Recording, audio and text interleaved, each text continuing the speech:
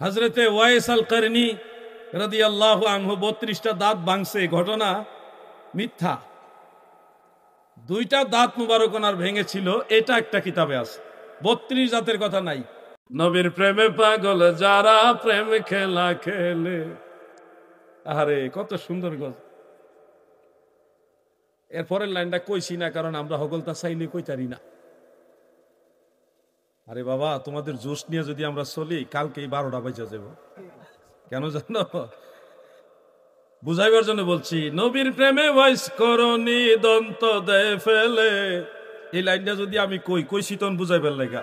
আরেকজন প্রশ্ন করবে এটা সনদ কি, কোন কিতাবে আছে, লাগবো আরো এক ঝামেলা।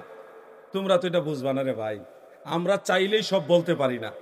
অন্য অনেক বক্তারা চাইলে সব বলতে পারে, আমরা পারি না।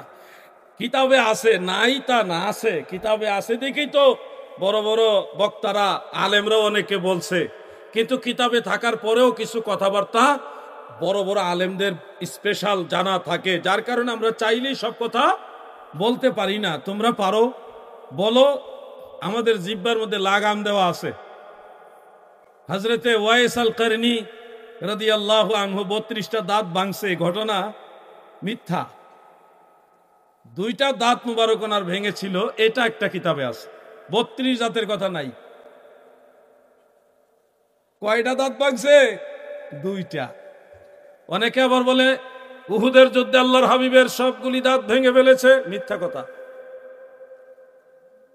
অনেকে আবার বলে নবীজির সামনের পাটি মুবারকের দাঁত মুবারকগুলি ভেঙেছে, এটাও মিথ্যা কথা। অনেকে আবার বলে নবীজির সামনের 2টা দাঁত মুবারক ভেঙে গেছে, এটাও মিথ্যা কথা। সত্য কোনটা হুজুর? সত্য হলো নবীজির সামনের দাঁত মুবারকের একটা একটু সামান্য কুনা ভেঙেছিল, একটু, এই সামান্য একটু কুনা ভেঙেছিল, এটা সহিহ হাদিসে আছে।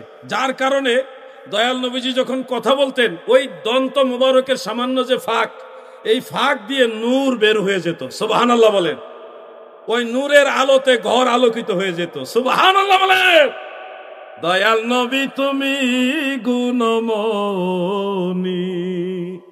আমরা কথা বললে অনেক কিছু হিসাব করে বলতে হয়, চাইলে জুসে কথা বলতে পারি না রে ভাই।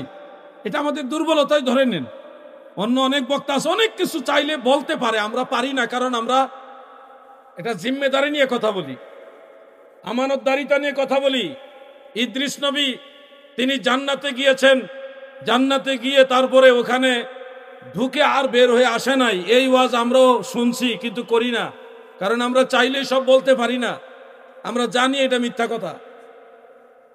ইদ্রিস আলাইহিস সালাম জান্নাতে প্রবেশ করে আর বের হইছে না, এটা মিথ্যা কথা।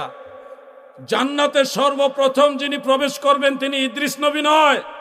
জান্নাতে সর্বপ্রথম যিনি প্রবেশ করবেন তিনি রাহমাতুল লিল আলামিন, আমাদের নবী। সুবহানাল্লাহ বলেন।